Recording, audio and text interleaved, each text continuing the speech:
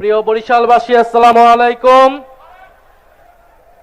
শেরে বাংলা ফজলুল হকের বরিশাল, আমরা সেই শেরে বাংলা ফজলুল হকের উত্তরসূরি।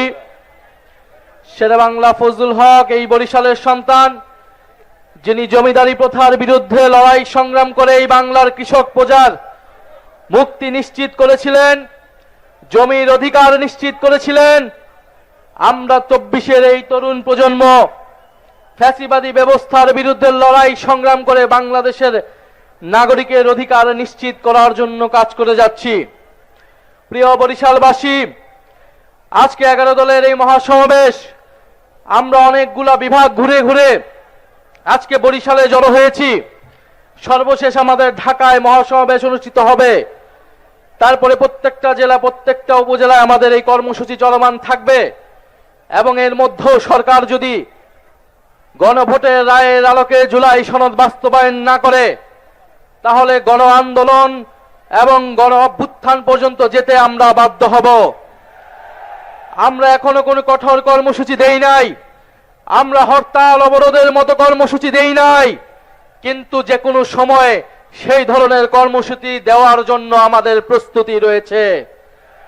আমরা বাংলাদেশে এই মুহূর্তে এই ধরনের রাজনৈতিক কর্মসূচি দেওয়ার পক্ষে ছিলাম না, কিন্তু সরকার এবং প্রধানমন্ত্রী তারেক রহমান ক্রমশ পরিস্থিতিকে সেই দিকে ঠেলে নিয়ে যাচ্ছে।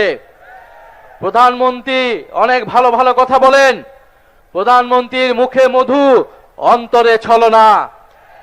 কারণ আমরা দেখলাম যে এই গণভোটের পক্ষে, যে এই জুলাই সনদের পক্ষে তিনি প্রচারণা করলেন, নির্বাচনের ফলাফলের পরে 70% জনগণ গণভোটে সংস্কারের পক্ষে রায় দেওয়া সত্ত্বেও তিনি জুলাই সনদ বাস্তবায়ন করছেন না। অন্যদিকে মুখে বলে যাচ্ছেন জুলাই সনদ অক্ষরে অক্ষরে বাস্তবায়ন করব। গণ অভ্যুত্থানের সময় আমাদের একটি স্লোগান ছিল, নাটক কম করো প্রিয়। তারেক রহমানকেও বলে দিচ্ছি, নাটক কম করেন প্রিয়। বাংলাদেশের জনগণ আপনাকে ক্ষমতা দিয়েছে মানে এই নয় আপনি যা খুশি করবেন, যেরকম খুশি ছলনা প্রতারণা এদেশের জনগণের সাথে করবেন। বিএনপি গত 16 বছর গণতন্ত্রের জন্য লড়াই করেছে, কিন্তু দুঃখের বিষয়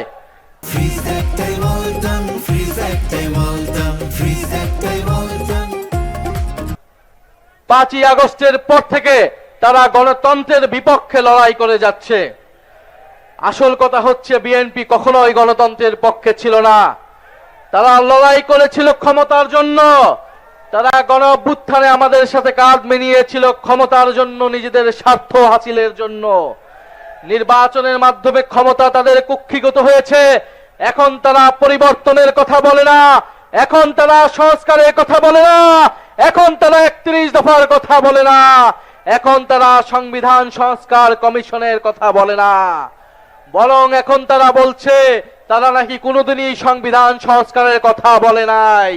অথচ তাদের 31 দফার প্রথম দফাটি হচ্ছে সংবিধান সংস্কার কমিশন গঠন করা হবে।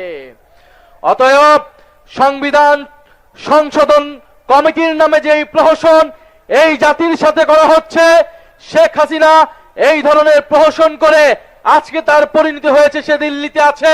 বিএনপি সরকারকে আমরা বলে দিতে চাই, সংবিধান সংশোধনের নামে এই ধরনের প্রহসন বাংলাদেশের জনগণ মেনে নেবে না। সংবিধান সংস্কার করতে হবে। যদি আপনারা সংস্কারেও রাজি না হন, আমরা নতুন সংবিধানের দাবি উঠাবো, আমরা নতুন গণপরিষদ নির্বাচনের দাবি উঠাবো। ফলে ভুলে গেলে চলবে না, ঐক্যমত কমিশনে আপনারা ঐক্যমত হয়েছিলেন গণভোটের পক্ষে, সংবিধান সংস্কারের পক্ষে।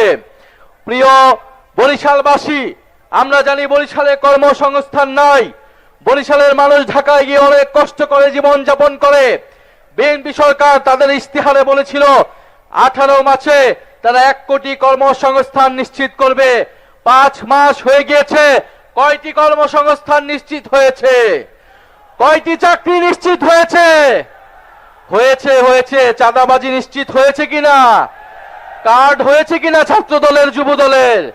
কর্মসংস্থান নিশ্চিত হয়েছে, সাধারণ জনগণের নয়, চাঁদাবাজদের, ছাত্র দলের, যুব দলের, শ্রমিক দলের, কৃষক দলের কর্মসংস্থান নিশ্চিত হয়েছে। সাধারণ মানুষের কোনো কর্মসংস্থান নিশ্চিত হয় নাই প্রিয় বন্ধুগণ। ফলে প্রিয় বরিশালবাসী, আমরা কর্মসংস্থানের জন্য, বিদ্যুতের জন্য, সীমান্তের সুরক্ষার জন্য, চাঁদাবাজি দুর্নীতি নির্মূলের জন্য, এই দেশের স্বাধীনতা সার্বভৌমত্ব নিশ্চিতের জন্য, সর্বোপরি গণতন্ত্র এবং বৈষম্যহীন বাংলাদেশের জন্য আমরা যারা 24-এর গণ অভ্যুত্থান ঘটিয়েছিলাম, গণবিপ্লব ঘটিয়েছিলাম, আমাদেরকে আবার ঐক্যবদ্ধ হতে হবে। আমাদের আবারও রাজপথে সংগ্রাম গড়ে তুলতে হবে। কারণ আমরা মনে করি এই জুলাই বিপ্লব যারা জীবন দিয়েছে, যারা শাহাদাত বরণ করেছে, তাদের আত্মত্যাগকে আমরা কোনোভাবেই বৃথা যেতে দেব না। আজকে 18 জুলাই, কত তারিখ আজকে? 18 জুলাই গণ অভ্যুত্থানের সেই ঐতিহাসিক দিন, যেদিন মীর মুগ্ধ ঢাকায় শাহাদাত বরণ করেছিলেন, শহীদ ফারহান ফায়াজ ঢাকায় শাহাদাত বরণ করেছিলেন। 18 জুলাই শত শত ছাত্র জনতা নিহত হয়েছিলেন, আহত হয়েছিলেন। পাবলিক বিশ্ববিদ্যালয় যখন বন্ধ করে দেওয়া হয়েছিল, আমাদের প্রাইভেট বিশ্ববিদ্যালয়ের ভাই বোনেরা রাজপথে নেমে এই কোটা আন্দোলনকে গণ অভ্যুত্থান থেকে বিপ্লবে রূপান্তর করেছিল।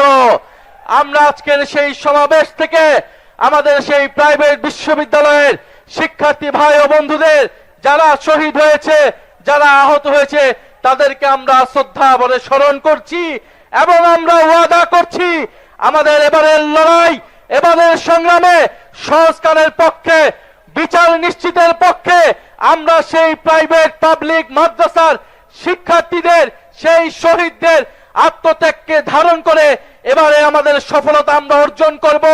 জুলাই সনদ বাস্তবায়ন হবে, শেখ হাসিনা সহ গণহত্যাকারীদের বিচার নিশ্চিত হবে, দেশ থেকে দুর্নীতি বিলোপ হবে, আমাদের সীমান্তের সুরক্ষা নিশ্চিত হবে, দেশের সার্বভৌমত্ব নিশ্চিত হবে। দিল্লি কিংবা কোন দেশের তাবেদারি বাংলাদেশের সরকারকে, বাংলাদেশের রাষ্ট্রকে আমরা আর কোনোদিনই করতে দেব না। বরিশালের মানুষ ঐক্যবদ্ধ হন। বরিশাল থেকে যদি গণজাগরণ তৈরি হয়, ইনশাল্লাহ বাংলাদেশের প্রতিটি পথে প্রান্তরে এই বিপ্লব ছড়িয়ে যাবে। ইনকিলাব, ইনকিলাব, এই ক্ষমতা না জনতা, ইয়া পোস্তা সংগ্রাম।